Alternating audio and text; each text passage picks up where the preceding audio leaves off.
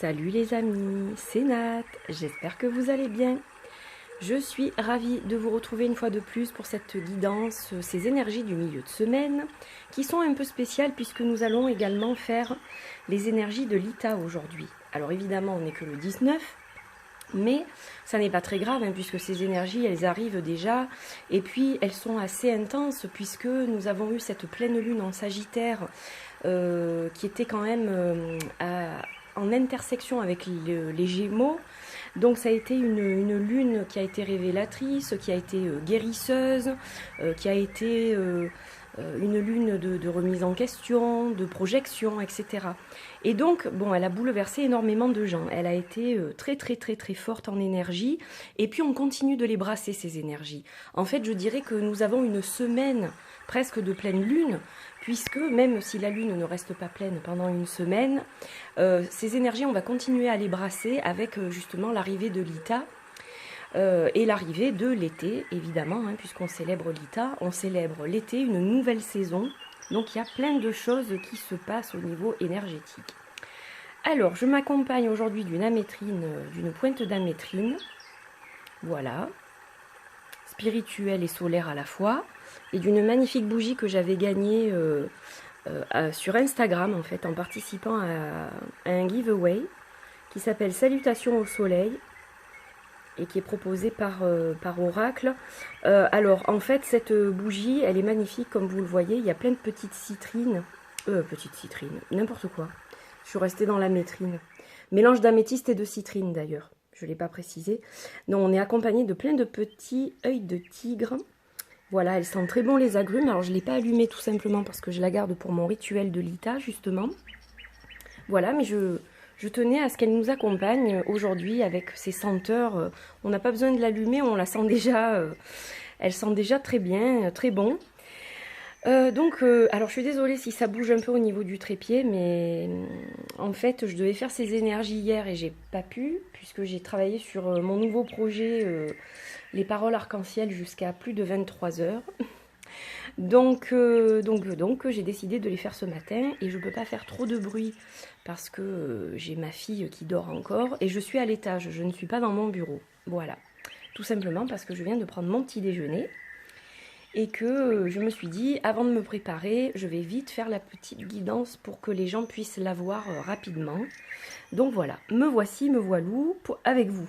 Alors on va utiliser deux jeux aujourd'hui, donc le paprika évidemment en démonstration encore puisqu'il est en précommande jusqu'au 21 juin et pas un jour de plus. Donc voilà, c'est pour vous le montrer encore une fois avant la fin des précommandes, mais vous le verrez encore par la suite, je vous rassure. Et le Witchy Oracle grand modèle qui lui n'est plus en précommande. Voilà, je ne peux plus rajouter de précommande. Il est dans la liste d'attente, non.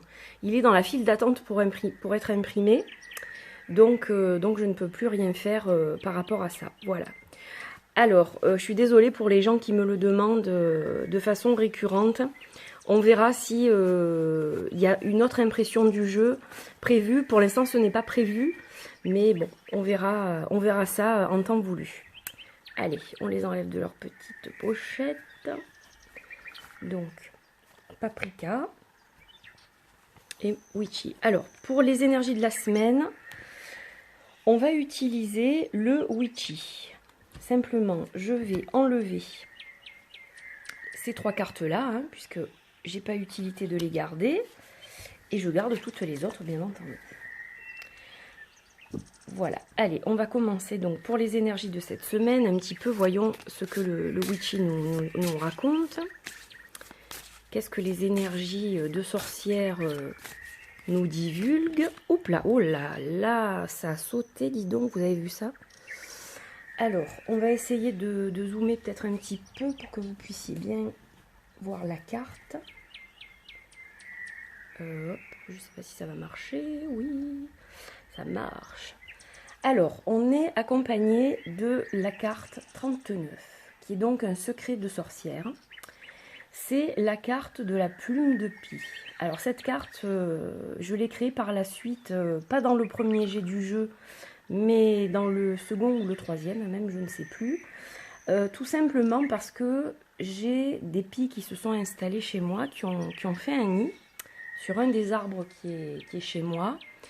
Et donc, on dit que ces oiseaux chercheraient les sorcières, les guérisseurs, etc.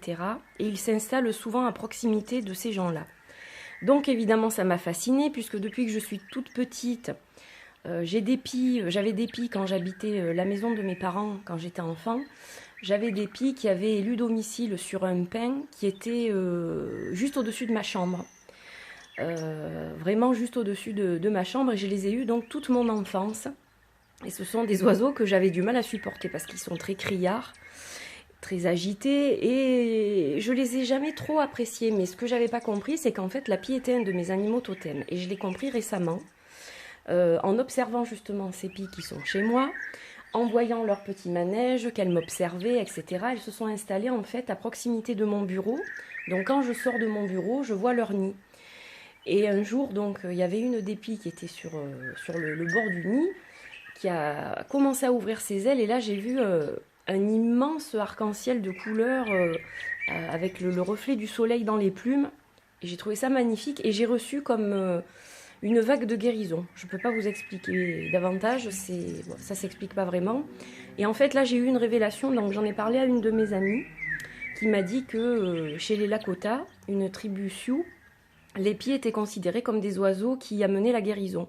Donc c'est à partir de là que je me suis vraiment davantage intéressée à ces oiseaux. Donc c'est assez récent, je vous dirai, puisque j'avais quand même une préférence pour le corbeau jusqu'à présent. Je bouge juste un peu, voilà.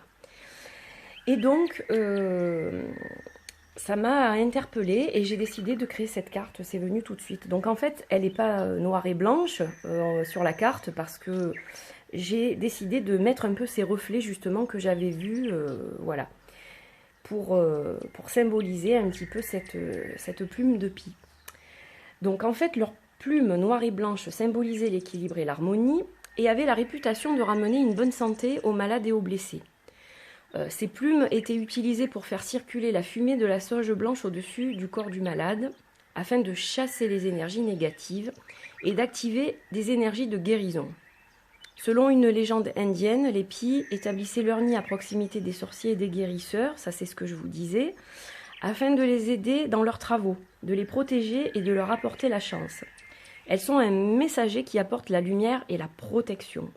Si la plume de pie se présente dans un tirage, elle indique une amélioration de l'état de santé. La fatigue fait place à la vitalité.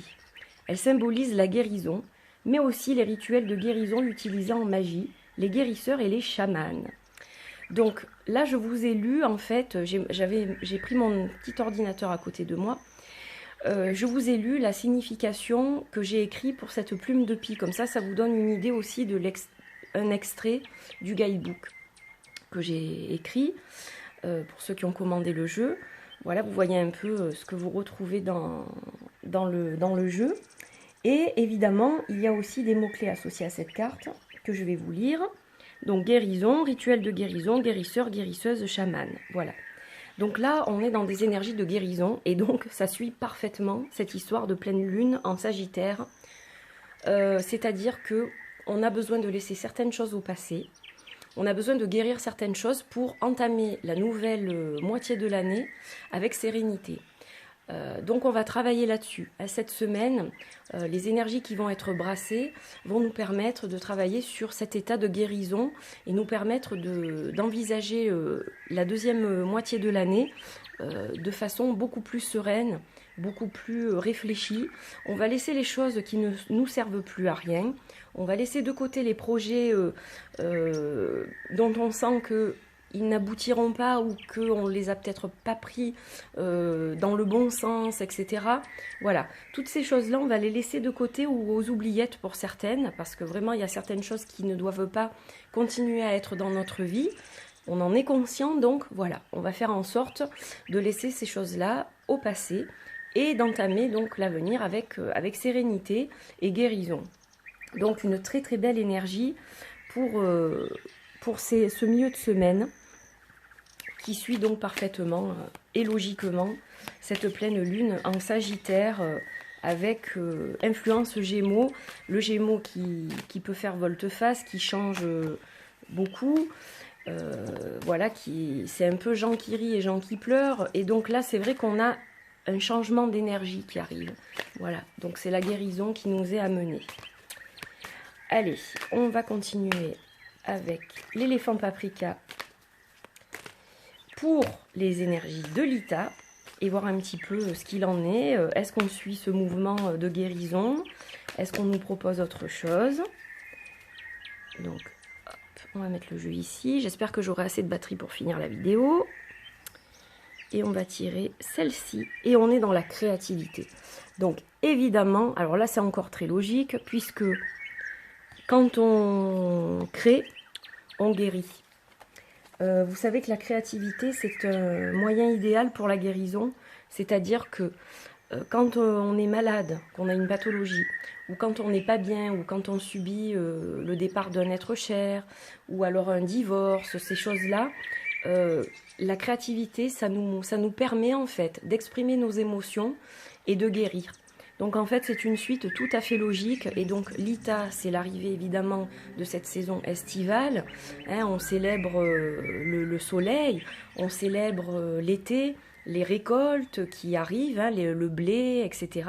C'est le moment aussi de fabriquer donc du pain pour célébrer cette fête de Lita. Avant, autrefois, on faisait du pain et on le partageait en fait pour célébrer justement cette nouvelle saison qui arrivait. Ça permettait de rendre hommage à la terre qui nous donnait le blé aussi, et donc d'en faire quelque chose et de le partager avec les êtres chers qui nous entourent. Donc une très belle énergie que celle de la créativité. Et alors vous voyez que les deux mains sont ouvertes et que les papillons s'envolent. Donc en fait là on est dans un projet qui est en fin de création. On est dans quelque chose qui est prêt à prendre son envol.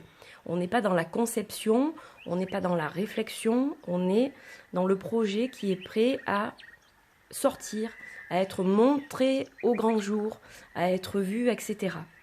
Donc il y a un voile qui se lève et je trouve ça vraiment, ces deux cartes vont très bien ensemble. En plus on a le symbole de l'oiseau donc qui vole aussi, hein, qui vole dans les airs, et puis le papillon aussi. Et évidemment, le papillon va aussi nous parler de transformation. Hein, donc voilà, avec la guérison, on se transforme et on est prêt à voler vers d'autres horizons, vers de nouvelles choses, vers de nouvelles couleurs aussi, puisque cette carte de la créativité, elle est pleine de petites couleurs différentes. Donc voilà, de beaux messages, hein, je trouve, ce matin. Donc pour les énergies du milieu de semaine, la guérison donc, qui suit avec fluidité les énergies de cette pleine lune, et la créativité qui emboîte le pas à tout ça et qui nous dévoile donc un début de saison plutôt prometteur. Voilà, j'espère que ces énergies vous ont plu, que vous avez passé un bon moment. C'était un petit peu plus long que d'habitude, hein, je vous l'avais dit dans la dernière vidéo que j'ai faite, que j'allais faire une vidéo un peu plus complète par rapport à Lita. Donc je vous embrasse très fort, je vous souhaite une belle journée, que ces énergies vous accompagnent au mieux, et je vous dis à bientôt pour de nouvelles aventures sur la chaîne. Je pense que je vais bientôt faire une petite unboxing d'un tarot qu'une de mes abonnées qui s'appelle Mélanie m'a envoyé. Ça m'a fait très plaisir de recevoir ce joli tarot, je ne vous en dis pas plus. Et je vais vous faire aussi un mini vlog sur un livre que j'ai reçu de la part d'Alliance Magique, qui est juste merveilleux, que je viens de finir de lire et que je souhaite partager avec vous. Donc ça, j'essaye de le faire avant la fin de la semaine. Voilà. Je vous fais de gros bisous, je vous dis à très vite pour de nouvelles vidéos. Portez-vous bien. Bisous, bisous, bye bye.